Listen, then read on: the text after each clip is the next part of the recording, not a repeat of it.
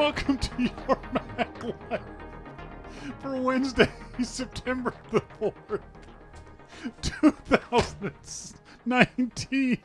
I'm Shawn King. I'm being fumigated. I mean, my God.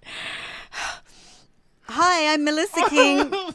Oh, stinky guy. Somebody had an accident in the studio. Whew. Oh, dear. On tonight's show, it's the first show of September. Back to school for a lot of kids, although some kids went to school back in August, which I think is really odd. Back to school for our son, Rory, who was not happy about it, but you know what? You got to do it. It's the law. First show of September. On tonight's show, we're going to talk to a good friend, Jim Dalrymple of The Loop at loopinsight.com. We're going to talk about the Apple event that's going on next week, next Tuesday. Apple is going to be announcing new products, likely 3 new iPhones, maybe new Apple Watches, maybe new Apple TVs. We'll talk to Jim about all of that.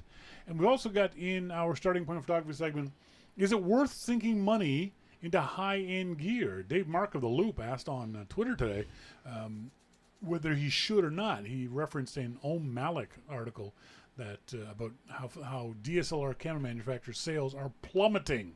We'll talk about that and whether or not you should buy high-end gear nowadays if DSLR is not going away, but certainly become much more of a niche product. My Damon did. He bought high-end gear. He did.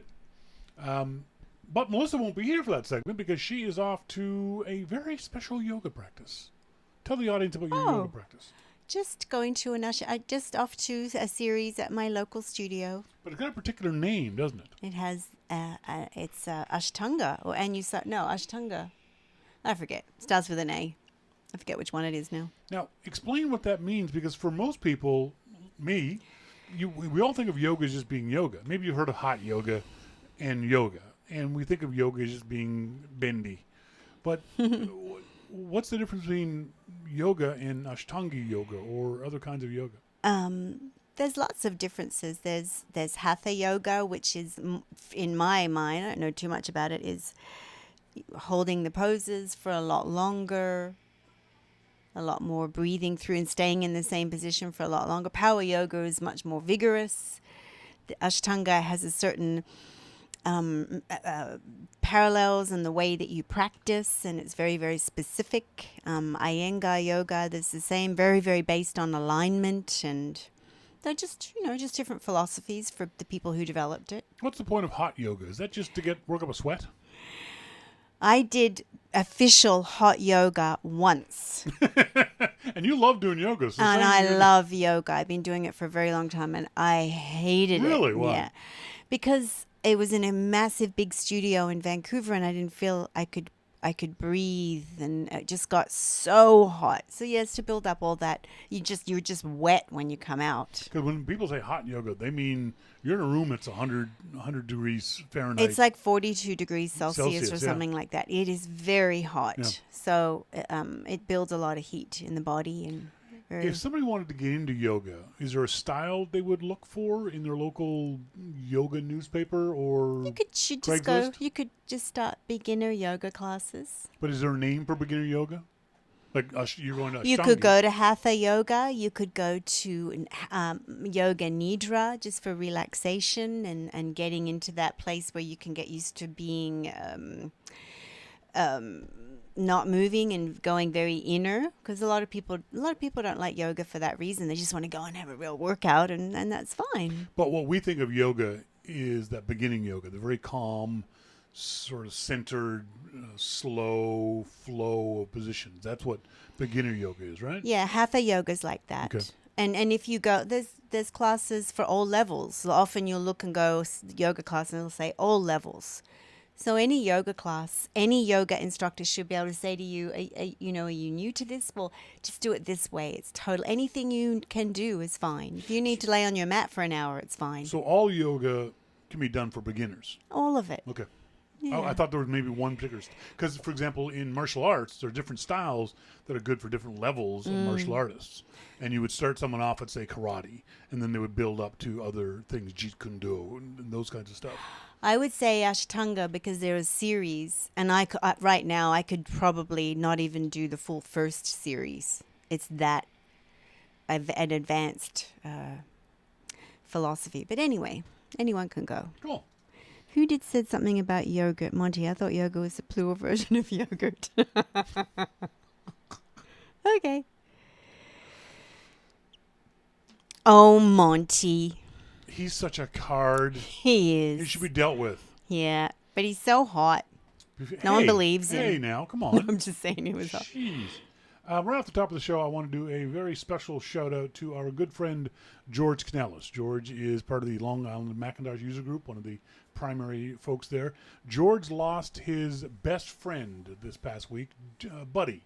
I met Buddy, I think it was part Newfie, 12, 13 years ago when Buddy was just a puppy. And you can tell by George, if you don't follow George on Facebook, he's one of the people you should follow George on Facebook because he's a wonderful, sweet, kind man. You could tell how much George loved Buddy and Buddy loved George. They were inseparable. There was great pictures of George and Buddy hanging out and playing around. I don't know what happened, but Buddy passed away this past week. So our condolences, the whole YML family. Our heart breaks for you, George, and for your lovely wife, Deborah, for your loss of your beautiful little friend, Buddy. He's crossed the rainbow bridge, which is true, George. He hasn't he? Same thing with our friend Bill. Bill in Portland, Oregon. Even more suddenly, lost one of his cats, Jack. Aww. The brother of Lucy. Jack was only 3 years old. He just passed away from what Bill was saying, like inside an hour. Jack was sick, and then Jack was dead. Just boom, like that. It's devastating to lose a pet. It is. It's we have our issues with our family, and you can have some of the family die, and you go, good riddance. But you never do that with a pet. It's the worst, most awful thing in the world. That's what Shawn's going to say when I die. Oh, good riddance. Finally. Oh, my God. Finally, she's gone. Gone. Finally. You had fun the other day. We just started a new, not fitness program, but there's a MyFitnessPal app on iOS and on the web. We just started using it to track calories. We're not on a diet. We're not trying to lose a ton of weight. Just tracking calories is interesting. It is. Because MyFitnessPal is a free app. It's a subscription. You can pay for it, but the free app works just fine. And it's interesting because what it allows you to do is to either input on your own or use barcodes to measure your food. So we have a protein shake in the morning. So we read the barcode using the app on the iPhone. You read the barcode and it says 1 scoop. So we know there's 2 scoops. And then we throw in, we've got almonds and strawberries and spinach and bananas, throw all that stuff in. And it tells you what the calorie count of that is. And the interesting thing about it is, so you tell the app, I weigh this, I want to weigh this in this period of time. And the app says, okay, based on, in theory, based on your age and height and weight and physical activity, you should have this many calories per day. And so for me, it's 1,600. I think it's used 1,400. 1,400 and something. And the great thing about it is that now I can see where my calories are going. Mm-hmm. One of my favorite snacks is, don't judge me, 5 pieces of bread, butter, peanut butter. Oh my God, I love that snack. That's my favorite snack. If I make bread, there's a whole loaf gone. Oh, yeah. No, before it's warmed. Before it's cooled, sorry. So what I did was use the app and measured used the barcode and found the bread we were using, those 5 slices of just plain bread, 550 calories. Holy shit! That's not my bread. That's no, it's not homemade bread. Store-bought yeah. bread. I've never eaten that bread again. So now what I'll do is I will go and find bread that doesn't have as many calories. I'm not going to stop eating bread. Maybe I'll only have 4 slices. And I'll have a little bit less peanut butter on. That kind of stuff. I'm not going to stop eating that thing. Melissa, what have you discovered? Oh, I have with your crack. My crack. I have now that I'm back to work, it's a bit easier. I have a cashew butter granola. Oh my God, it's incredible. I can't stop eating it. So I look and go, oh my gosh, lunch was like 560 calories. Right. What did you have, Melissa? I had my granola, a cup of my granola and some soy milk. That's not good. So I've got to stop eating my crack granola. But you don't have to stop eating. Well, I used to just sprinkle it on things. You're having whole bowlfuls of it. Yeah. Oh, so good. and it's like 80% of my fat intake for the day. But I like the app for that. Again, we're not doing it for weight loss specifically. It's more just to track and keep an eye Just on mindfulness exercise. Exactly. What was the other thing? We didn't realize how many calories almonds had. Oh yeah, yeah, new almonds, but they're so healthy. Yeah. So, So anyway, it's funny. you You got to balance that balance. out. Yeah, so I don't put as many in the Yeah. shake anymore. Maybe 10 each. Exactly. Yeah. What was the other thing I discovered? Chicken breast is very low in calories, Oh yeah. but very high in protein. Great. Yeah, it was great. I didn't realize that. I knew eggs weren't great, but I didn't realize how many calories and cholesterol eggs had. Now, luckily, we don't eat a lot of eggs in a week period of time. No. The problem is when I eat eggs, I'll boil. There's this recipe I've got called Korean sauna eggs. Makes these delicious smoky flavored eggs in your slow cooker. So I'll make a dozen of those. I'll eat 6. Yeah, Shawn will. So I love like Paul those Newman things. and Cool Hand Luke. So it's okay every now and then, and that's good. That's how I eat eggs. I'll eat eggs once every week, once every couple of weeks. Yeah. So that keeps that thing. But it's interesting. And the other neat thing about it is at the end of every day, you basically close out your food diary for that day. And when you close it out, it gives you this little notification that says, if you keep eating like this, you'll weigh this in 5 weeks. Yeah, and which you is go, interesting. ooh. I closed it out last night, and it said if I keep eating like this in 5 weeks, in theory, at the exact same level of exercise, the exact same level of food, I'll weigh 250 pounds. 16 pounds less than I weigh now. That's not going to happen because I blew it today. He really did. My cheat day was just awful cheating. After breakfast, he was done. I had a cheat week. But it's nice to know that little mindfulness, that little thing. It's just kind of like, oh my gosh, that's a lot of calories, and I want to be able to have dinner tonight. That's right. But the other fun thing about it is that, so it also subtracts your exercise. So Melissa put on the Apple Watch and went out and did a yoga practice on Sunday, right? Monday or something? Yes. Yeah. And it said that you had worked 500 calories, which is an insane amount of calories. And oh my God, I could eat more crack granola. That's right. That's how hard you work at yoga. Yeah, I'd never worn an Apple Watch before, so for an hour and a half, you burned out 500 calories. Yeah. So now at the end of the day, you can look at it and go, oh, I've got 500 calories left because I ate well. I'm going to have ice cream. Yeah. Or Shawn said the other day he was a little bit over or something, and he said, I could have just gone for a walk around the block a couple times and I would be okay because that would negate the extra calories.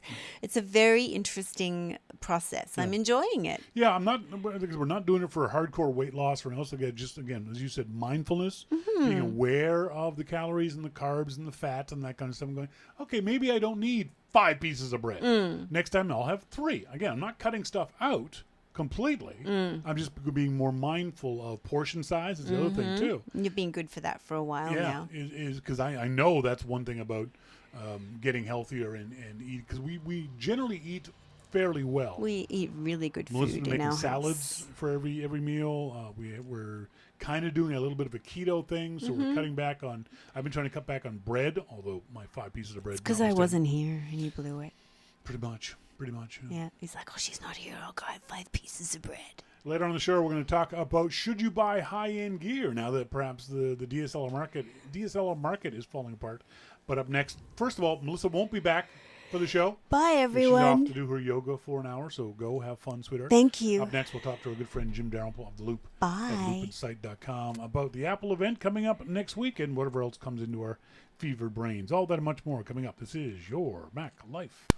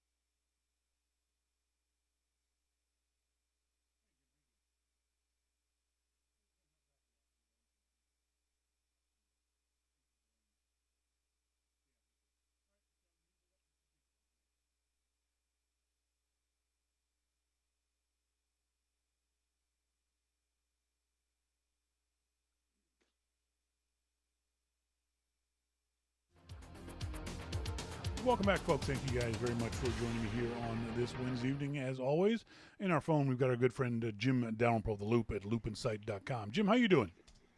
Well, I was just listening to the song Red Solo Cup. Have you ever heard that song? No. It's Toby Keith. Oh, God, that's why I've never heard it.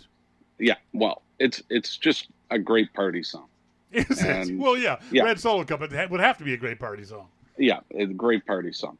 So I went to see Toby Keith about, I don't know, maybe 2 years ago.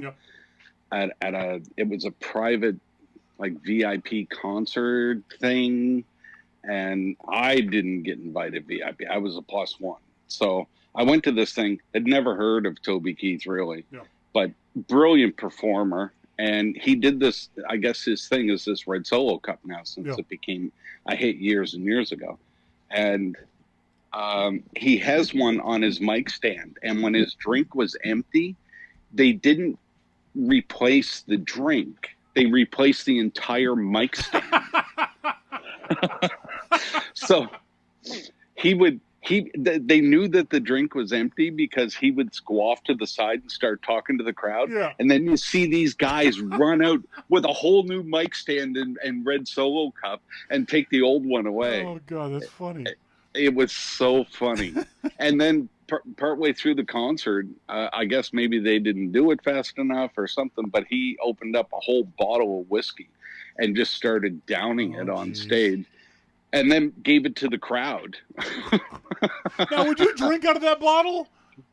Oh, well, I fight when I drink hard liquor, so I probably wouldn't. So I don't drink hard liquor anymore. Oh dear! I remember my Toby Keith stories. I used to live in Nashville, Tennessee, and I used to ride a big cruiser, a big sport touring bike, and from a distance, it kind of looked like a Harley. It didn't make Harley noise, or I don't say that, but if you didn't know anything about motorcycles, you'd think it was a Harley. So I pull up to the gas station, pay for my gas, need to go buy cigarettes. I go in, and the girl behind the counter looks at me and goes, "Oh, are you Toby Keith?" And I'm like, "Oh, my God. No. Oh, I heard you rides a motorcycle just like yours." Like, "No, lady, not even close." Yeah, yes, I right. am. Give me free gas. That's right. Yes, I am Toby. Would you like a picture? How the hell could you mistake me for Toby freaking Keith? Well, that'd be tough. No kidding.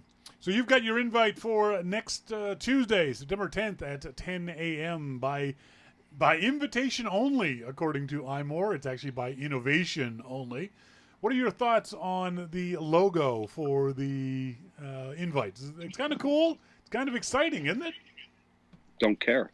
Yeah, it's a logo. It's a logo. No, come on now. It's reminiscent of the old Apple 6 color logo. Doesn't that give your heart a little thrill? Takes more than that. Give my little heart a thrill. You're saying you're not enough of a Mac to look at that logo and get warm fuzzies? I mean, I thought it was a great logo, but it's an invite logo. I don't know what else to say about it. It's an invite logo. So that's it. You don't care. You're not going to Zapruder the logo for me. Well, people pick apart the logo, pixel by pixel, right. and see if there's anything hidden in there. No, I'm not Zaprudering the logo at all. Yeah, I don't care enough about that stuff, but I did like the logo. I'm still enough of a residual Mac to still like and appreciate the old rainbow logo. I like the new one better now than the old one, but there's always been rumors that Apple's going to bring back the Apple logo, the traditional 6-color logo, for some special product. I don't think they're going to do that because branding is very important to the company. But it was funny to see them maybe tease the Macs with that 6-color logo. Sure, I mean it's always fun, and they always do have fun with the logos. Yeah. No matter what invite it is, whether it's WC or an event or whatever, they always have fun with the logos, and I think that's great. Do you think Tim Cook and Phil Schiller and those guys sit around going, okay, how can we screw with these people this time around? Or do they let the graphic designers just go and do it, and they go, yeah, approved? Well, I think that they probably give them 3 or 4 options of things that they could do, and they pick which one they want. But do you think that these teasing logos, that seem to have more often than not, are intentional teases by Cook and Schiller and et al.? I think it's more fun than anything. Yeah, yeah. You know, Apple never comes out and has a logo that would show an iPhone or an Apple TV or, you know, something like that, or all of the products that will be announced. Yeah, you know, yeah, that's right. They always have just something. It's not generic, but it's fun. Yep. And I think they tell the graphic designers, you know, have some fun with three or four different logos or 10 logos or whatever of what we'll send out, and we'll make a decision. And, you know, this is the one that made it. I had to almost laugh out loud when Mashable reported today, or said today, that Apple's iPhone event won't be about the iPhone. I see. Wonder what they think it's going to be about. Don't know. I wonder what planet they're on. Anyone who says that has a lack of understanding of Apple. And they have, what did they think it was about? They think it's going to be about the Apple TV, Apple TV Plus, new Apple Watch, you know, all the other ancillary rumors that are going along with next Tuesday's event. So all the secondary products is what they think that right. This is going to be about. Exactly. I see. Okay. Great. It's that level of dumb. I mean, how does that stuff get past? Is the writer 9? I mean, if you've been following Apple for any period of time, you know what happens in September. They'll do a big announce of new iPhones. There may very well be secondary products, and we'll talk about that in a little while. But it's the iPhone event. They're going to make a big deal about the iPhone. You know, it's funny. Gruber and I were talking about this last week on his podcast, and you know, for me, and I know I said this to you too, it's iPhone and everything else. Yep. So if they do, oh yeah, by the way, we have a new iPhone. You can see more about it at on our website, but they announce everything else like Apple TV Plus. Yep. Then I'll eat my fucking socks. That's right. I take it back. It wasn't Mashable. They're usually dumb, but not this time. It was MarketWatch. MarketWatch said the iPhone likely won't be the core of Apple's iPhone event. And I wrote, you really don't understand how Apple works, do you? I mean, that's just dumb. That's dumb. The rumor mill, as usual, has gone hot and heavy over this. Do you believe the rumors that there's going to be the iPhone 11 Pro, iPhone 11, iPhone 11 Pro Max? Does that naming convention sound okay to you? So, again, Gruber and I probably spent an hour talking about this last week, because the podcast was over 3 hours. Yes, so yes. yeah, we had the time to do that. Yeah. So here's the thing that kind of, I think, messed Apple up last time in perception. This is only perception. Yeah. So they said, here is the iPhone XS, and here's the iPhone XS Max. These are the iPhones. This is it right here. And then they said, oh, but we have an iPhone XR. And it made it seem like it was a cheap model. Agreed. You know, that these ones were the models, but this one, yeah, we kind of threw that in there somewhere. Yep. And what we suggested in that podcast was what Apple should do is have an iPhone 11. This is the standard iPhone, which would be the equivalent of the XR. Then you have the iPhone 11 and the iPhone 11 Pro and the 11 Pro Max. The only difference in those two being the screen size. So I think, and so did he, that this puts the iPhone 11 standard phone at the XR level, and then you build up from there. Instead of the iPhone XS being the standard, and then you either go down a level or up a level. I think this is a much better way to do it if that's what happens. perception is so important when it comes to Apple, and I agree with you guys that iPhone XR somehow made it feel like it was a lesser device, even though it was a very good phone. My wife has one; she loves it. Battery life is great. The single camera, everything. The single camera she still takes great pictures. She loves taking portrait photos now because of that wonderful blur effect that she can play around with as a photographer. Yep. There's all kinds of good things about the XR, but yeah, the perception was this was the one for those people who just aren't smart enough or can't afford or don't deserve the iPhone XS and or 10s and or 10s Pro. I think the naming convention was just awful. Calling it the 10R, the 10s Max. I think it was just a big mistake on their part. But that's because they started with the 10s. Yeah. Right? That's where they started. That was their entry point. And then they went backwards and then they went forwards. I think if they do it this way, and we don't know for sure whether they will or not, but if they do it this way where, you want an iPhone 11? This is your base model iPhone 11. Great phone. You want an iPhone Pro, 11 Pro? Well, this is it. Yeah. And that would be the equivalent of the 10s. You want a bigger screen? We got you covered. Yeah. Here it is. And I think that puts all iPhones on the same level. But you go a step up, a step up. There is no step down. Yeah. You know? A new rumor came out today that Apple is thinking about announcing a new iPhone SE next spring. That feels kind of odd. I don't know if it's right or wrong, but I'm just saying perception-wise, Apple always announces iPhones in September. People will buy them in time for Christmas. Sorry, go ahead. They did announce SEs or, the equivalent of in different times of the year. In the past, but not... Yes, in the past, yes.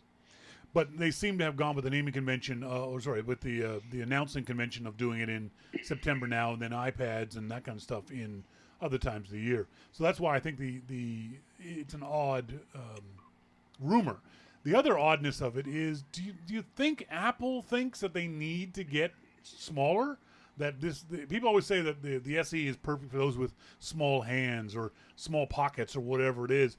I don't feel that Apple's that niche of a company anymore where they're concerned about selling more devices to people with small hands or small pockets or whatever. Am I wrong in thinking that way? It could be more of price at this point. So instead of thinking, small hands, think of smaller pocketbook, where maybe people are just looking at it and saying, you know what? This is just a bit much. But they are tied into the Apple ecosystem.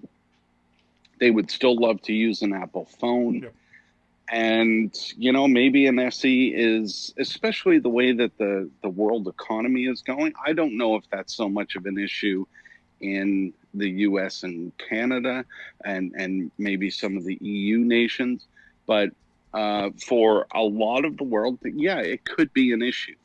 And, I think it's in the US and Canada, even and the richer countries in the world, I think it's still an issue when you look at an iPhone XS Max. Yep. You're looking at quite a bit of money. I mean, that's what you would $1,600 here in Canada. Yeah, that's what you would be spending on some computers. Yep. So, and it is a computer, but I mean, maybe this would be a good starter phone in all around the world. Yep. A good starter phone for kids or, because they all want iPhones. Sure. I mean, I don't think I've ever seen a kid begging for an Android, no matter what make or model they may want. I don't think I've ever seen that. So, I think one of the things that Apple might be looking at is what you said, is that this would be a world phone, a phone they could sell for much cheaper in China and India, the two largest markets that are upcoming that Apple is having a bit of a difficult time managing because of regulations in China and the whole China trade battle with the U.S. and Chinese economy not doing as strongly as Apple had hoped. So maybe that's a device that would fit in nicely into those two markets, which makes the iPhone SE make sense. I just don't think that timing makes sense. The springtime, I'm not sure if that's right for Apple. Well, again, this wouldn't be the first time that they've done something like this. Yep, true. So I'm not concerned or even. I mean, the timing I don't care about. Yep. It's whether they're covering the market that gets me. Understood. The other things that have been rumored to be happening is a new Apple Watch. We talked about this before. I think we both still agree that if Apple does announce a Series 5 at this time, it's just going to be a fairly cosmetic change. Just ceramic back, maybe titanium back, maybe. Do you agree? Do you still agree with that? Do you still think that there won't be a significant upgrade to the Apple Watch? Well, I think that depends on what your definition of significant is. I mean, I've read, things about sleep tracking. Yeah. I can tell you as somebody that hasn't slept in, a quarter of a century. Well, it'd be hard sleeping under the bridge like that. It's noisy. Well, it's noisy. The metal's cold. I mean, you've got rivets poking in your ass and everything. I mean, it's not the greatest thing in the world. I'll tell you that. Yes. Someday I'm going to write a book. But I haven't slept well in a lot of years. Yeah. 25 years. I have not slept well. So if I could have that on my Apple Watch, and then the Apple Watch charges so fast, be able to plug it in when I go in the shower. That's only once a year, but still, to be able to plug it in when I go in the shower. Yep. And have it charged up and ready. I think that's a great thing. I would love to see sleep tracking, just to see how badly I really do sleep. See, I couldn't use sleep tracking because I sleep on my hands. I'd scratch the shit out of my face if I left my watch on overnight. Well, as somebody that's known you for those 25 years, hey, I haven't slept in 25 years, and I've known you for 25 years. Connection? I don't think if you scratches on your face are going to hurt your face. Let me just say that. I have that much influence over your life. You need a better life, okay? Come on now. Well, I mean, you wouldn't be the first one to tell me that. True. But and then the other issue is do you think Apple's going to have to do something to upgrade the battery life on that if you're wearing your Apple Watch on a regular basis? The rumor is that the Apple Watch will warn you that you don't have enough battery life to get through the night, but I think it's going to be an issue for a lot of folks. I don't think so. No? I really don't, because right now, I've been away where I've forgotten my Apple Watch charger, and it has lasted for 2 full days. Yeah, no problem at all. Now, so I'm not worried about, if I get up the next morning and I forget to charge it, or I don't shower for 6 months or 8 months, I'm not worried about that next day. Yeah. Of the Apple Watch failing. And the fact is, especially for those people that are counting rings, it doesn't take long for the Apple Watch to fully charge. Yeah. So I leave it on my charger overnight. It probably takes 20 minutes to fully charge. Yeah. So I take it off, I put it on there, I groom my beard, and by that time, my Apple Watch is charged. I put it on, and the day is good again. No. So I'm not really concerned about that aspect of it. I would much rather have, if it happens, the sleep tracking and how much I move, and I wish you could tell me how many nightmares I have and what they are. I would love to know what they are. There is an app that does that. tracks my nightmares. There is an app. Hang on, let me find it real quick. I've used it on a regular basis. It's really kind of interesting. It's called Sleep Talk. Well, I don't talk. You don't know you talk. You don't talk. You're asleep. I scream and I punch, but I don't talk. Well, no. The thing is, Sleep Time records any noise you make while you're sleeping. Like rolling over in bed, it'll pick that up. Snoring, it'll pick that up. All that kind of stuff, it picks it up. It's actually kind of interesting. It's a free app on the App Store. You turn it on. I've actually used it to record Melissa and I's bedtime conversation. Just turn it on, and then we can play it back. But when I was trying to prove to her that she also snored, that's just creepy. That is creepy. What are you doing? That's not as bad as what are you doing? That's creepy as shit. It's not as bad as it sounds. You know what? Probably 50% of the people that were listening just hung up and called the RCMP on you. The neat thing is it gives you a history of your sleep time, and so you can actually see when you're tossing and turning by the sound that you make. You can hear yourself tossing and turning, which is really I found it kind of interesting. Oh my God, you're so creepy. See, you are the reason that I can't sleep at night. I'm sorry. Holy shit. Oh, dear. All right. Okay. See, that sounded better in my head. That sounded more interesting in my head. Remember that time when we were at Macworld and there were all kinds of people in the room, but it just happened that I was laying on the bed.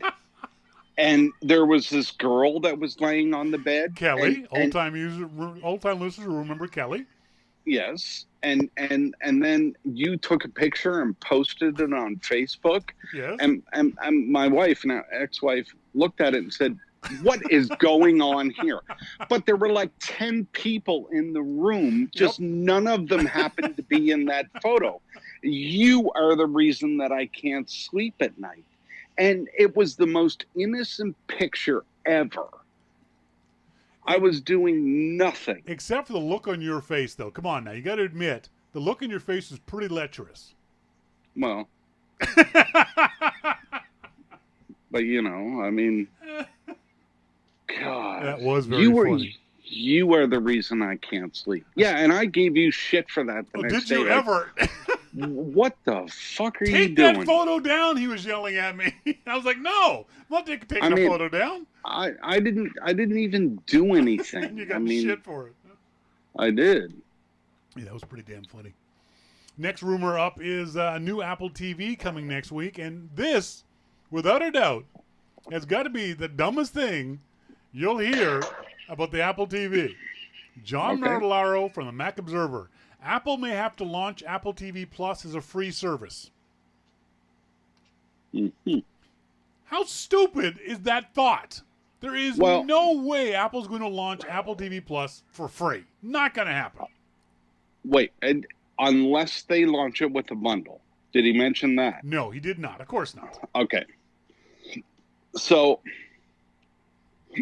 excuse me, the only way that I know that Apple TV Plus could be launched as what you may consider to be free is if they launched it as a bundle to Apple Music or something like that. Yes. Where people could say, okay, I mean, it's free really because I'm already paying this for Apple Music. I don't think it will stay that way, but it's difficult to make something that was free.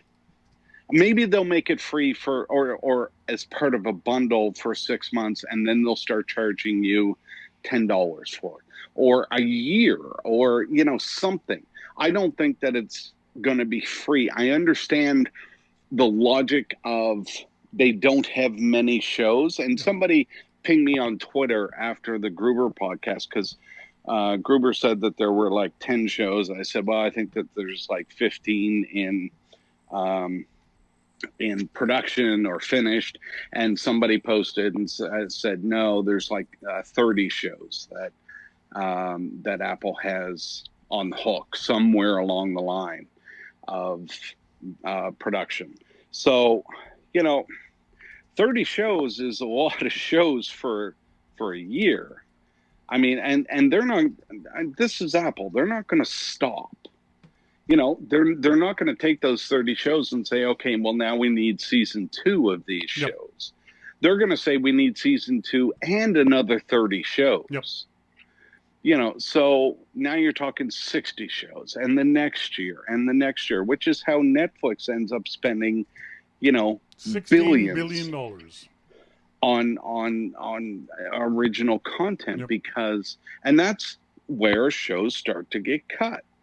You know, well, this one didn't get watched, so we're going to cut it. This one got watched really well, so we're going to go all in on season 3. Yep. You know, and this is kind of how this stuff takes shape. And I mean, you know, a band makes an album and it's big. Well, now we need more albums, you know, or you suck. We'll try one more, but you know, after that, that's it. Yep. You come up with a hit or you're done. So I wouldn't be surprised to see some kind of a bundle, how they introduce it. I mean, maybe it's $10 if you're not an Apple Music subscriber. Yeah. Maybe it's, you know, maybe it's included in your Apple Movie or your Apple Music subscription for the first year, 6 months, and then we charge you. Because you're a subscriber, you have a bundle, we charge you $5 extra. Whatever it is, they're going to make some money off of this. Yes. There's no doubt. So do I see an absolutely free thing? No. But do I see some bundling, you know, that maybe could happen in there? Sure. They have a lot of options. I think Apple has to do bundling. I don't think they have a choice anymore, especially with Disney coming along and, in theory, undercutting that $10 price point that everyone assumed other services, Netflix and Hulu and those kinds of services are doing. Netflix, with a huge library, is down to $6.99, under $4 if you get a special deal from Disney. That's an insane price point. So Apple can't match that. So what they can do is offer things that Disney can't, which is the Apple Arcade, which is Apple Music, Apple News Plus, a whole bunch of other things. I think Apple will announce bundling next Tuesday of varying product. But no, Apple TV Plus as a standalone thing will not be free. It might be free for a first month, like Apple Music was, but it's not going to be free for the whole duration of the promotion. Yeah, it's kind of Apple's in such a tough position. Yep. If they were the only ones right now, 2019, Apple is the only one that's making original TV content and you know, stuff that you can't get on your cable TV, and they were charging $20 a month for it, everybody would sign up. That's right.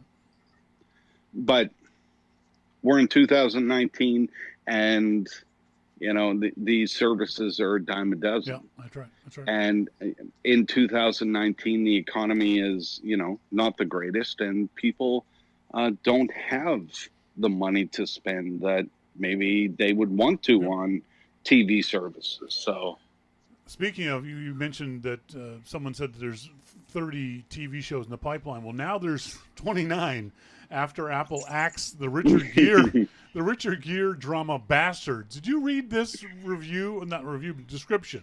Here's the description of the show that Apple just canceled. Richard Gere was set to star as one of two elderly Vietnam vets and best friends who find their monotonous lives upended when a woman they both loved 50 years ago is killed by a car. Their lifelong regrets and secrets collide with their resentment of today's self-absorbed millennials, and the duo then go on a shooting spree. Oops! Oh, that made a left turn, didn't it? Well, I would actually watch that show. I'd pay for that show. Yeah, Jesus. Yeah. But the problem is, there's several problems with this, that Apple let it go this long, so someone must have changed something from the original pitch that Richard Gere's production company gave to Apple. It's somewhere along the line the creative said, hey, let's do this angle. Or it's Apple saying, you know what, we don't necessarily want to do a show with shooting sprees right now in America.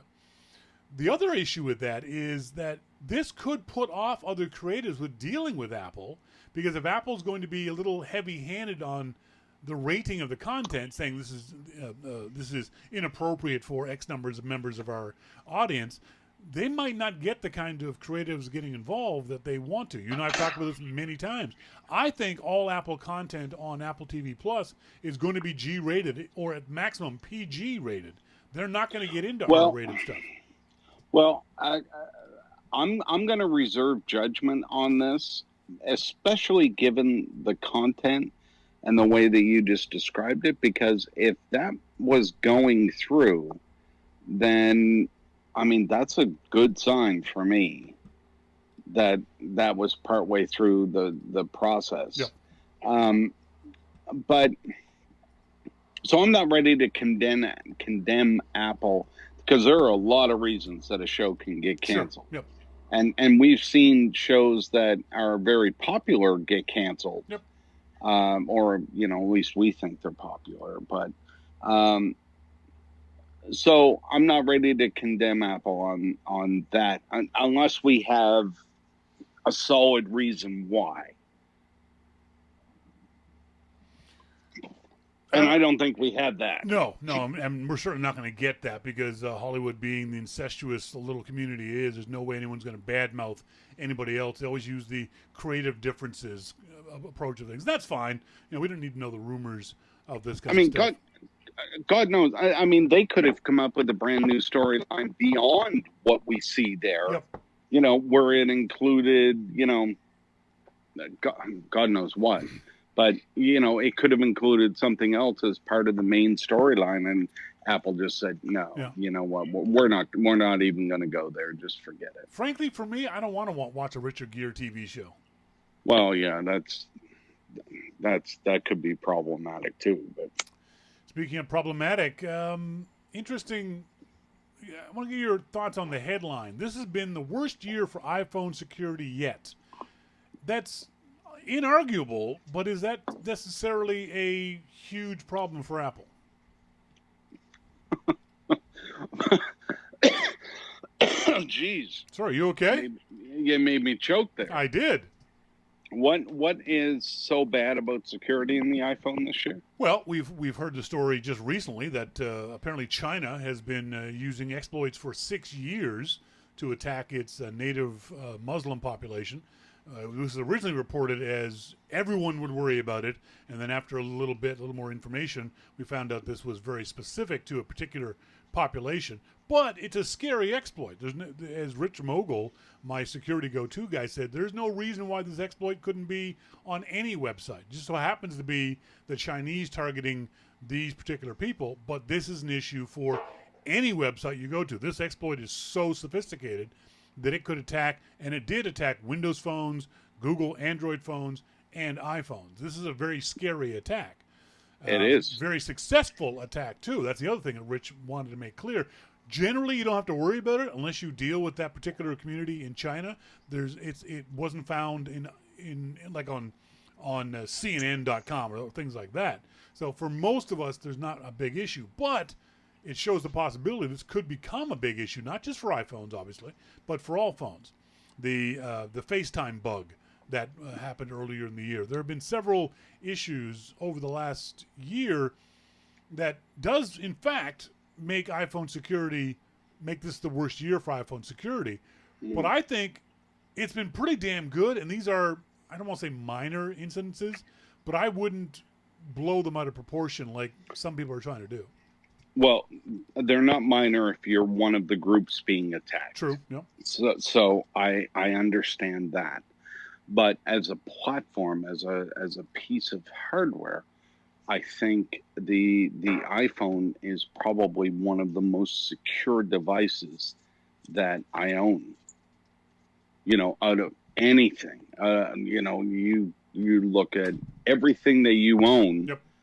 TV, Wi-Fi router, you know, everything.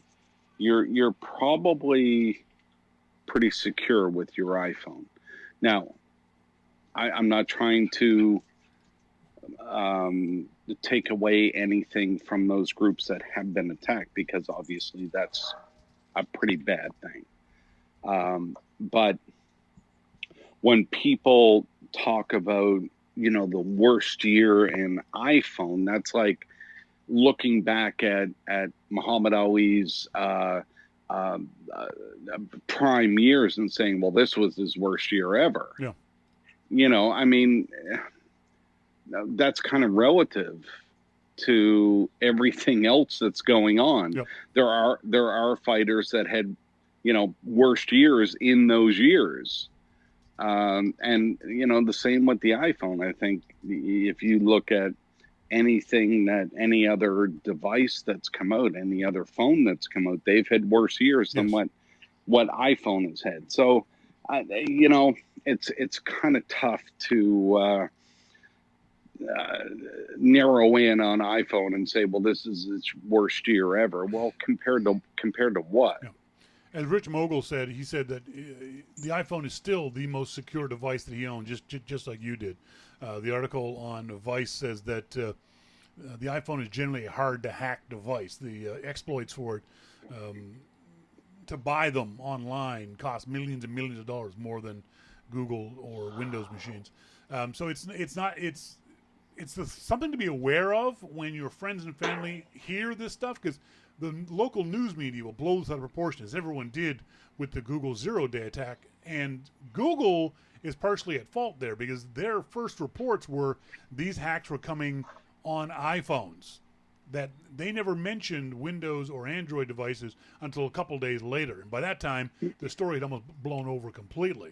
That was kind of, I think, a little sleazy on Google's part. I'm glad they found the exploits. I'm glad they sent them to Apple back in February, and Apple fixed them a while ago.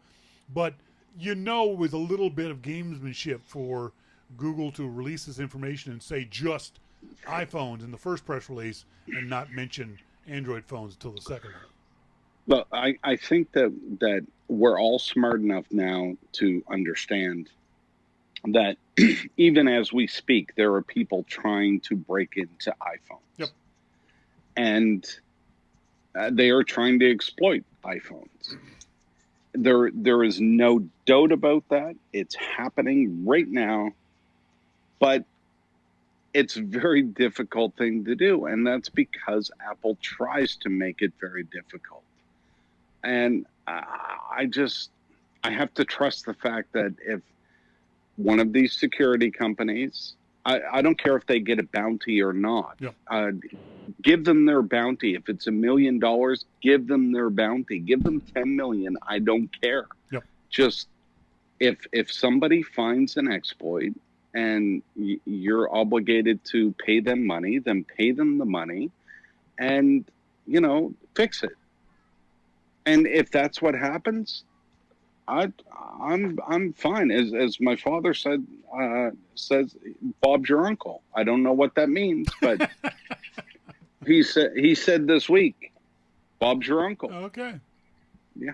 So there's a good Nova Scotia saying for you. Well, actually, it's British. Okay. We stole it from the Brits. I don't know if you read this. Ged Mayhew, the co-founder of Icon Factory, posted a really interesting article. Hey, Apple, the activity app needs rest days, like right now. It's one of the issues I had with the Apple Watch. One of the reasons why I don't wear it on a regular basis is the pressure, either from the phone or from internally yourself, of needing and wanting. Are you recycling bottles right now? I'm just putting my empties away and getting a new one. At the local Kmart, just Walmart, recycling bottles. Here's a nickel, sir. It's a long podcast. I got it. I'm digging in now. How many beers I'm ready to roll. How many beers you go through with Gruber? You're only here for half an hour. Well, luckily for Gruber, it was in the morning. See, there's the key. And Gruber said partway through the podcast, this never made it there, but he said, I should do a podcast with you when we can drink. And I was like, hey, it's 9 a.m. I can drink. Shit. I do a podcast with you, and you don't, and you never not drink. So yeah, it's all Gruber has to do. I am always drinking. All when Gruber I has to do is yours. listen to this podcast. Did you when you? I don't know if you still are actively using your Apple Watch or using it for exercise. But Yes, did you feel that? absolutely. Did you feel that close the ring pressure? So when I first, I don't agree with Ged's overall thing, because I think that there's something bigger that he and other people need to look at. And I did feel the pressure when I first got the Apple Watch to close all of my rings. But I think the bigger thing is understanding and knowledge. Yeah. So I don't feel any pressure at this point to close my rings. Yep. What I know is that if I don't, there are some consequences. If I don't close my my stand goal, or my move goal, Yep. or whatever, that there are consequences for that, and the consequences will show up on the scale. Yeah. I don't care about my rings right now. So, and that's just where I am in this process, where if I cared about my rings, it would probably drive me crazy, which Yes. is what he was getting at. Exactly. But I think that as a person, you need to get beyond that. Yes. And if you can get beyond that to the point where you say, you know what, I've had a day. I've been sitting at my desk all day. I've only stood for 5 hours out of 12. I'm ready to go to bed. I don't even have 500 move goal. Yep. And I have 1 minute of walking, and that's because I had to run and catch the garbage man because I forgot to put out the garbage today. Yep. And that's the best I could do today. Yep. Then that's okay. Exactly. But if you can't get past that, then the rings on the Apple Watch are going to get the best of you. Oh, absolutely. And I don't think that that's the best way to go. And I had to light a smoke. I heard that. Yeah. So I'm saying this from experience in having the move ring or the rings get the best of me. And, I would go out and not do a great walk. I would walk just to close those rings. And I hurt my Achilles tendon at one point because I was trying so hard just to close the rings. And I couldn't walk. I couldn't go do my walk because I had hurt it so bad that it was painful. Too painful to even walk on. Yeah. So at that point, I decided to kind of take a step back and say, I am in control of these rings. If there is a day that I can close all 3 and still get everything done that I need to get done, then I will do that. Yeah. But if there's a day where life gets in the way, then the rings they don't rule me. Yeah. So that's what it ended up being for me. And it still is. I think it's one of the biggest issues I have with Ged's overall point. He says we need something that takes the pressure off and lets us not be slaves to our Apple Watches every now and then. Sorry, Ged, that's on you. That's not on Apple or anyone else. That's you being a slave to your own rings and your own perception of how important those rings are. If there was a prize at the end of it, if you did 100 days in a row and you made $100 or whatever, maybe then I can understand it. But if it's just because that's all you want to do is close the rings, I've got no sympathy for you. Now, that being said, I was surprised when I got the Apple Watch, and one of our listeners sent me an Apple Watch 3. Thank you very much for that. That there wasn't any kind of customization on a daily basis for the ring. So, for example, most people work a 9-to-5 job. There's customization on the move part. Yeah, but hang on. Let me finish. Okay. You work a 9 to 5 job. You live in Canada, where it's cold 95% of the year. You can't get out because it's snowing or it's raining or whatever it might be. But on the weekend, you're going to go skiing, and you get lots of exercise. Pussy. So I would like to be able to say, hey, on Mondays, Wednesdays, and Fridays, I've got a busy day at work.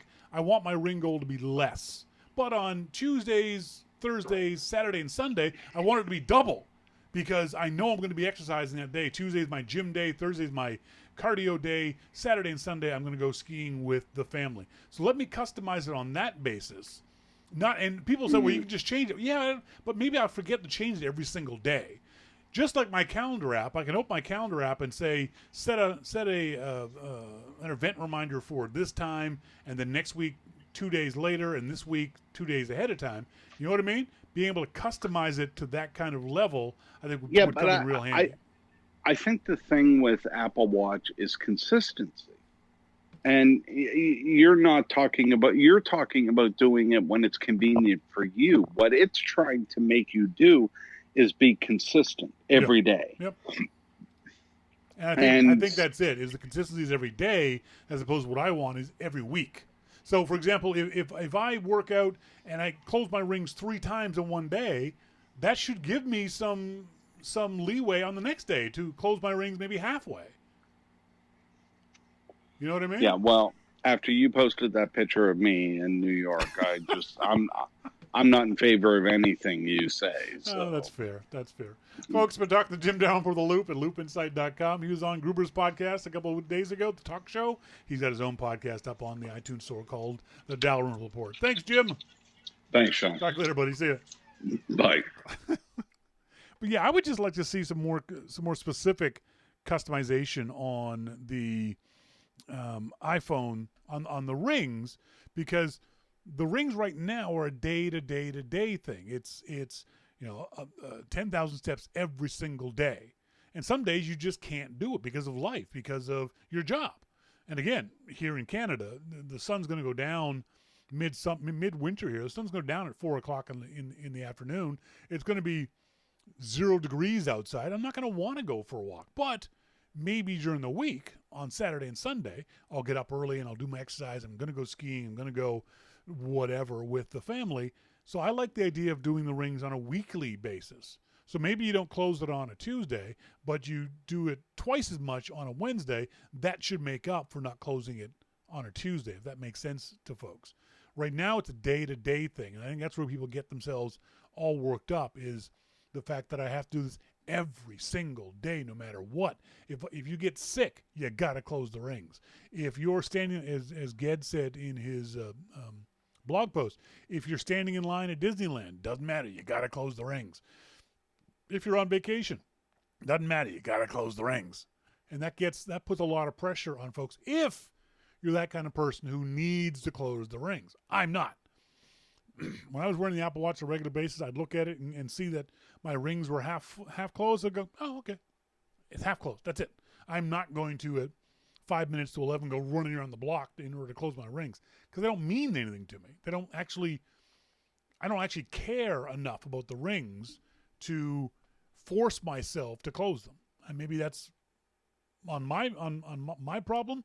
That's why I'm out of shape, because I'm not forcing myself to do this stuff. Don't know. When we come back, we're going to do our starting point photography segment. We're going to talk about, what are we talking about? Oh, should you buy high-end camera gear now that the camera market seems to be, collapsing? All that and more coming up. This is your Mac Life.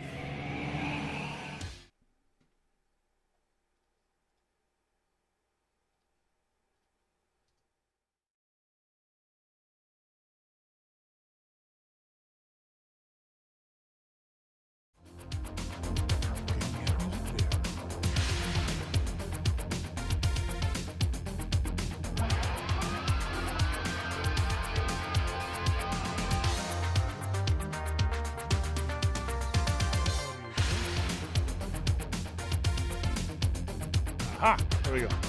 Sorry. Like that.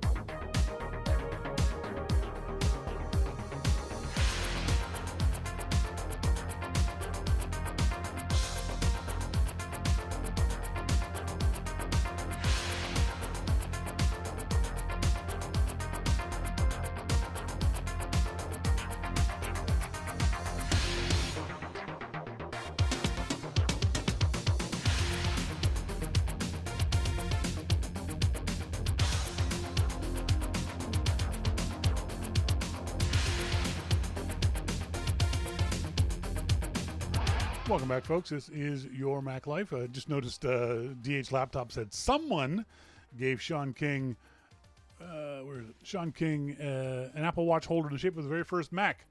It was so cute. That's where my Apple Watch sits most of the time. It sits inside there, charging forever. Thank you.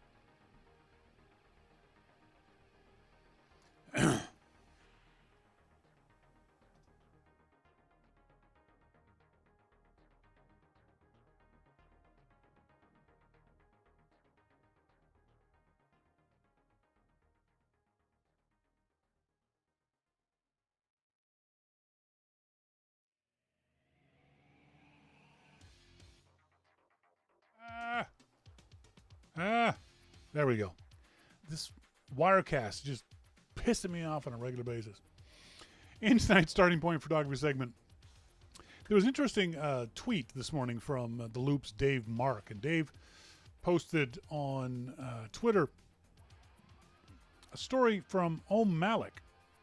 Om Malik, your photorealism on my own. Camera sales are continuing to fall off a cliff. I'll show this a little graph to you guys that Ohm has posted on ohm.co. That is the graph of camera sales from 2003. That is the graph of camera sales from 2003 through to the first 6 months of 2019. The iPhone came in at 2007, right here in the middle of the graph. It's sales of cameras with built-in lenses, that is, compact digital cameras, in the top half of the graph in the light blue color, and sales of cameras with interchangeable lenses. Those are DSLRs and mirrorless cameras. And let's see if I can't zoom in on this a little bit to give you guys a better look at these numbers. Compact sales of compact, basically point-and-shoot cameras seem to have plateaued at about 110 million in 2008, 109 million in 2010. DSLRs seem to have plateaued at 20 million in 2012. So say 110 million in 2008. Less than 11 years later, it's 3 million for point-and-shoot cameras. That is a remarkable decline, and that's undoubtedly entirely due to cell phones, Android and iPhones. The peak for DSLRs was 20 million in 2012. This year, for the first 6 months, it's 4 million. So let's say even if they double it, 8 million, still half. So the loss for the DSLR market is not nearly as precipitous as the point-and-shoot market. Regardless, sales are in the tank.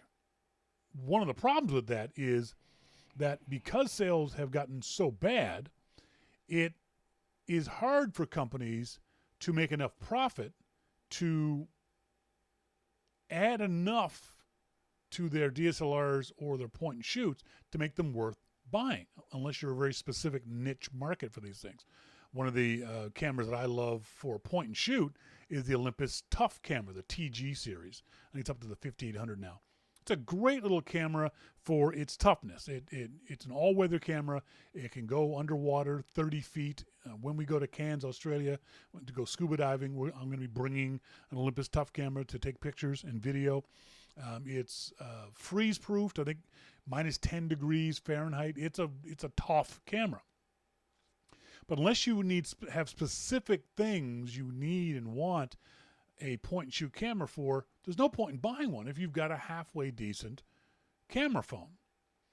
DSLRs, very similar. Unless you need a DSLR, unless you, for whatever reason, for most people, their iPhone, their Android phone, is pretty damn good at taking most shots.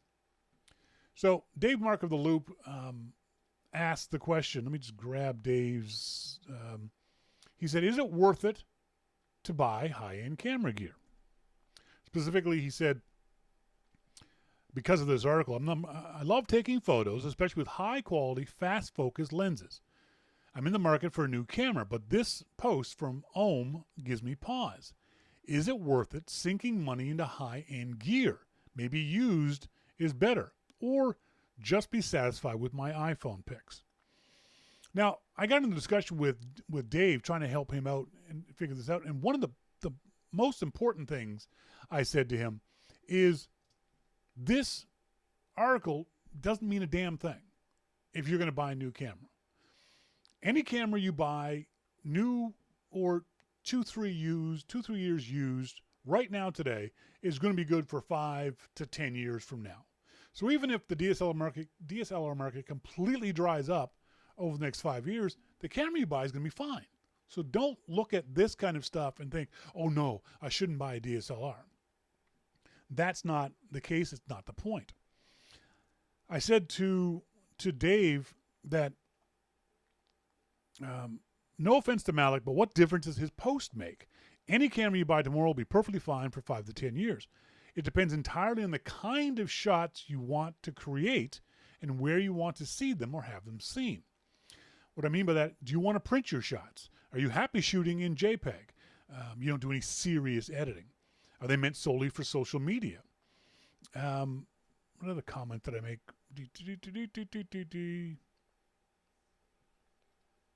Oh, I want to see the whole thread. Why can't I see the whole thread? Twitter.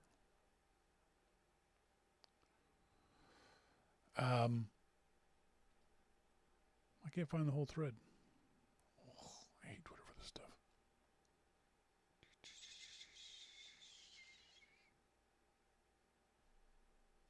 I'm trying to find. I can't find the damn tweets that I just sent off to Dave. Twitter's website for this kind of stuff is just freaking awful.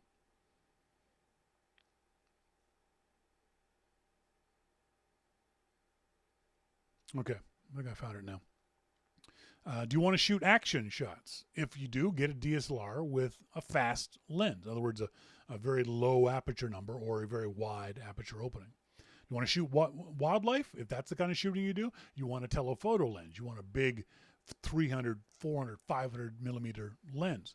You want to shoot portraits, landscapes, tourist shots? Unfortunately, all these situations call for a different kind of camera and or lens. There is no one-size-fits-all answer to the question. I asked Dave, are you satisfied with your iPhone shots? Do you want to get more out of them? Can more be done via software, or does it need a hardware solution? For example, for me, I like to shoot low light. So a lens with more light gathering ability than an iPhone is what I need. Software won't cut it for me. But he did say he loves taking pictures with high-quality, fast-focus telephoto lens. That's the answer to his question right there. That's the kind of camera you get. I said, buy a decent to great camera body, buy an excellent lens, and fire away. Malik's post notwithstanding, it will still be a decent to great camera body and excellent lens well into the future. Buy a camera body made in the past 2 or 3 years for the technology and the biggest, fastest lens you can buy. Dave said that he wanted to shoot wildlife. I said buy a really good tripod. Or rent lenses. For you folks in America, you're very lucky that you can get lensrental.com and lensprotogo.com, 2 great companies that I've rented lenses from in the past. So if you want to go out shooting a specific kind of situation, rather than buying a $2,000, $3,000, $4,000 lens, you can rent one for the weekend. Dave also said he wanted to be able to zoom in and crop photos, because if he's shooting wildlife, he's not going to be right up next to them, so he's going to be a distance away. He's going to want to crop into the photo. Therefore, you need a camera. Generally want a camera with high megapixels and a large sensor. I said, by the way, take what Malik says with a grain of salt. Malik said even those who can afford to buy the very big 600 megapixel cameras are pausing. After all, doing so also involves buying a beefier computer. That's utterly bullshit. That's not true at all. You can go out and buy a 60 megapixel camera. You don't need to buy a brand new computer to deal with that. So take what he says by a grain of salt. Buy what you can afford, the best of what you can afford. If you can afford the latest and greatest tech, hell, buy it. If only because you're future-proofing yourself.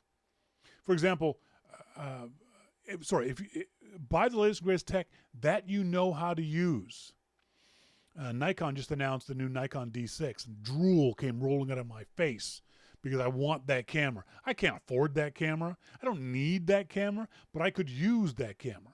If If I was in the market for a high-end professional camera, I'd buy that one because I know it's going to be a great camera for at least 5 years, if not longer, and I know I can get amazing lenses for that. But Dave's not a pro. That's not the kind of shooting he's going to do. So what I suggested that Dave do is buy the best camera that he can use with the best lens that he can use right now.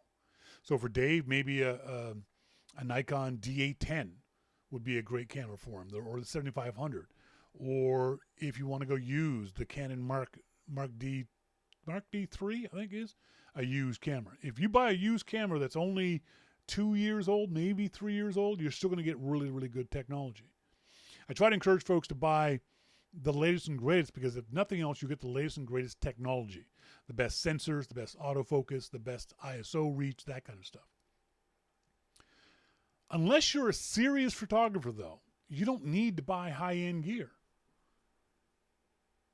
The gear that you can get now as a beginner, Canon makes, Nikon makes, Olympus makes, Panasonic, Sony, all their beginning cameras are great cameras for you to learn how to become a better photographer. Any camera you buy brand new today in the beginner level is going to be a great camera 3 years from now. And you'll spend 3 years learning how to take better pictures, learning what the camera can do, and learning what kind of photos you like to take. It's one of the hardest things to answer when someone says, what camera should I buy? I have no idea. I don't know what kind of photographer you are. I don't know what you like to shoot. And people always say, well, I like to shoot pictures of my kids and mountains. Well, that's two completely different styles of shooting. And there is no one-size-fits-all camera. One of the things I ask folks to do is look at the shots they take now, and are you happy with those shots? Are they the kind of shots that you like taking and enjoy taking? Look at your iPhone. Are there shots in your iPhone that you go, I wish I had a better camera to get that picture? Or are the shots in your iPhone, yes, these are all great shots. These are the kind of pictures I like taking. They're lovely. Keeping in mind that there's no camera out there that's got the range of software capabilities of an iPhone or even an Android phone for that matter. You can do a lot with the iPhone, with an Android phone, with their cameras, and even more all the time with the high-quality cameras that come with these phones and, some software tweaking. You'd be surprised at how much you can get done just there. So I only recommend a high-end DSLR or a high-end mirrorless camera to those people who either are serious about the photography or want to get serious about the photography. Not saying you can't take serious shots with a camera phone, with an iPhone, but the performance envelope of a high-end DSLR or mirrorless is much greater, magnitudes greater than the performance envelope of an iPhone. Average people get a good beginner camera, get a nice couple of lenses, learn how to take photos. I always tell the story of I knew I needed a camera. I knew I needed a higher-end camera when my D50, my beloved D50 I got in 12 years ago, I still have back there, I'm never getting that camera up, when it couldn't take shots that I knew I could take. In other words, I knew what the right settings were for this shot. For me, it was low light shots. It was at Macworld Expos, we're in pubs, and I could never get a good shot with the D50 in low light conditions. It just couldn't do it. It was a beginner level camera. It had a low ISO range. It didn't have a very good sensor at the time. Next year I borrowed from a Nikon, at that time it was a D4S, professional level camera, with an ISO of that time of 12,800. And I was getting amazing shots in the exact same conditions, the exact same bars that we were in at Macworld Expo. So I knew that it wasn't me that didn't know how to take the shots. It was my camera wasn't good enough to take the shots that I envisioned. That's what I knew I needed a new camera. Until you get to that point, you know a lot about taking wildlife shots, but the camera just can't capture those shots in clear, crisp detail. Maybe then you need a new camera. You love shooting action shots, race cars and horses and kids running and soccer games. And you know how to set the shutter speed, and yet your shots aren't coming out the way you want them to. Maybe then it's time to get a better camera or a better lens. Perfect example is I went out a couple of weeks ago to shoot at a bike park, a mountain bike, downhill mountain bike park here called Coast Gravity Park. Really cool place if you're a mountain biker. And I took some really well composed shots, but this lens made all the shots a little blurry, a little fuzzy. The lens isn't good enough. I know the camera is, I know my technique is, but the lens just couldn't capture the shots with the crispness and sharpness that I wanted to get. So I know that, so now I get to buy a new lens. Woo! But you got to know your gear first. You got to know what kind of photographer you are first. You got to know what you like to shoot first before you start thinking about buying any kind of new gear or even high-end gear. I don't think the high-end gear market is ever going to go away completely. It's certainly going to continue to contract. I think the compact industry market, the point-and-shoot market, is all but dead. There's not a whole lot left there for those folks to squeeze in between a DSLR and a iPhone camera. I think you'll start seeing manufacturers start pulling out of that market in the next 5 years. But when it comes to DSLRs and mirrorless cameras, even though the market has contracted considerably, I think we're still going to have those. We're still going to see those. Maybe they won't be updated every year like they are now. Maybe manufacturers, Canon and Nikon, those guys, will hold back and hold updates for every 18 months or things like that. But I think they'll stick around for a while.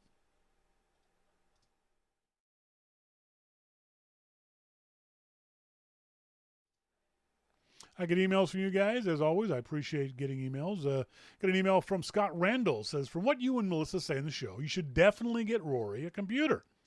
I got my son his own computer when he was 13, and he really learned a lot from having one. His was the desktop. No. Scott, your son is obviously different from ours, different from every other kid. Our son is not yet mature enough to get a desktop computer because all he wants to do is use it for gaming. And for gaming, he's got an Xbox. If he needed it for school, we'd take a second look at it. If he needed it for his art, we would take a second look at it. But all he wants is a Lenovo or an Alienware or a Dell computer specifically for gaming. We're not going to spend $2,000 on it for a kid just to get a gaming laptop. Scott says, you talked about lightning cables. I use Quintis cables, Quntis, and I get them on Amazon. People talked about not buying lightning cables on Amazon, but I think it's okay if you know what you're buying. These cables are Wi-Fi certified, and they are much better made than Apple's cables at a much lower price. They're heavier material and seem to last longer. It's better now, but a lot of the past podcasts had the audio breaking up. Has anyone else reported this? Yes, Scott, they did. I think we fixed the problem. Folks in the IRC chat room right now, are you hearing any crackling or any issues that are coming along with the audio? I certainly hope not. That issue has been solved on my end.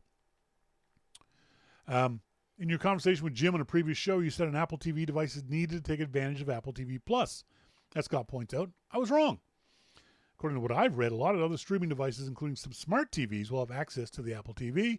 The Roku, Fire TV, and various smart TVs will also be able to do Apple TV Plus. Thanks very much, Scott, for correcting me on that. I appreciate it.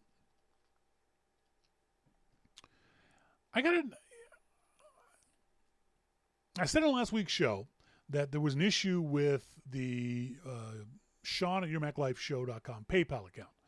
There had been a weird thing happening where I couldn't use that account anymore. So I sent an email out to everyone who was a subscriber to the show and asked them to cancel their Shawn at YourMacLifeShow.com PayPal account and resubscribe to Shawn at YML.me. Most people did. Some didn't, and that's fine. I had this email from a longtime listener, Jason Painter, in Australia. He says, I've had to reconsider my sponsorship to YML. I hate to say it, but the show continues to have problems that make it difficult to support. Too often, there's no show due to a slew of issues, and you're situated in a location more prone to issues than in the past, but the frequency is frustrating. Secondly, there are always audio issues in the download, mostly crackling. It's too hard for me to check it at the time it's downloaded, then report it to you so you can republish before I get around to listening to it on Saturdays. I'd like to support the show, but I'd also like to see these issues improving. I may be able to donate occasionally. Thank you very much for the email, Jason. I completely understand what you're saying, and I accept the very gentle criticism that you've laid at my feet in that email. Yes, we have been having more issues here in this location and in the past year than in the past with no shows. Issues with the audio feed. I accept that. I understand it, and I agree with you. And I don't want anyone to support the show if they don't think they're getting what they feel they deserve out of the show. If I'm not providing a product to you that's of the value that you are giving me, whether it be $2 or $5 or $15, whatever it might be, I have no problem with you canceling your subscription. Let me know, like Jason did. It will give me pause. It will make me a little bit sad, but it will also make me try harder to do better, to try to fix these issues. One of the problems is some of the issues are unknown to me at the time of the show. I check each show locally, but I don't listen to the whole hour and a half, 2 hours of the show to hear for snap, crackle, pops in particular places. If it's through the entire show, hopefully I'll notice and be able to fix it. Sometimes because the recording is happening right here on this same machine, I can't fix it. I've got an alternative recorder going on, but sometimes it doesn't matter. It's in the microphone box where the audio issues are coming. And that's a simple cable's out of whack or whatever it might be. So, Jason, my apologies for the issues. I understand why you've canceled your subscription. And I promise we're going to try to do better. And maybe we'll deserve to get your subscription dollars back again sometime in the near future. But I do appreciate the email. Thanks very much. Our friend Maurice Chevalier up there in Calgary says, just listened to the podcast and heard you and Jim talking about the Apple credit card. I think you have a misunderstanding about the card. You were going on and on about the card is flawed because it discolors when in contact with leather and denim. And it shouldn't because it's made of titanium. Sorry to say you're incorrect. I think the titanium card does not discolor, but rather the paint that does. Titanium itself is a relatively inert metal and thus will not react with denim or leather. The paint on the card, however, can react with different materials. This is a first metal credit card as far as I know, so there'll be problems with it. Okay, first of all, Maurice, no, it's not the first metal credit card. Other companies have done it. Apple, in their description of how to take care of it, did not say that the paint will discolor.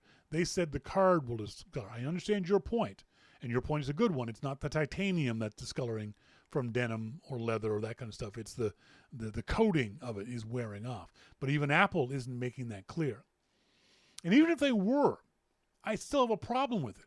If Apple is showing off the titanium of this, Apple is showing in their advertising, in their marketing, in their presentation of it. You know, they showed the laser etching of this thing. Apple's making a big deal out of this being titanium. And they know what titanium represents and means to the average person.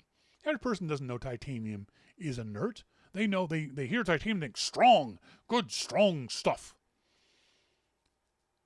And so when that good, strong stuff isn't good and strong, that's on Apple. They represented that this card is a titanium card, knowing what the word titanium represents to people. And yet this titanium card will get discolored next to the most common wallet material in the world. I think Apple made a mistake in promoting this as a titanium card in the way they did it, in showing it off, in being such a big deal, making such a big deal over it being titanium.